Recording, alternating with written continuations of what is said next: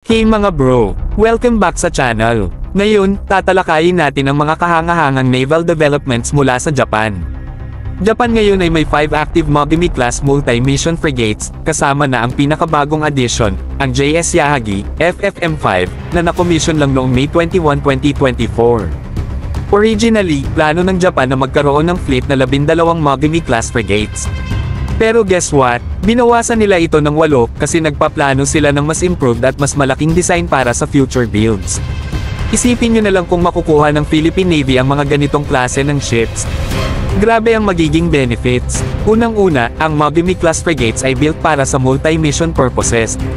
Ibig sabihin, kaya nilang mag-handle ng iba't ibang tasks, mula sa anti-submarine warfare hanggang surface combat at pati na rin air defense.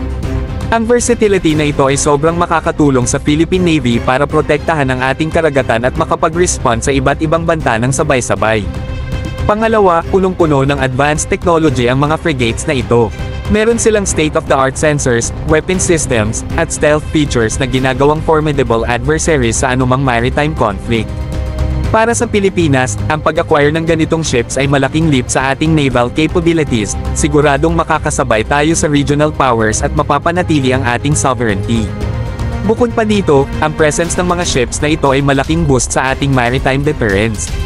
Sa powerful frigates tulad ng Mogami-class na nagpapatrolya sa ating karagatan, siguradong magdadalawang isip ang potential aggressors bago pumasok sa ating teritoryo.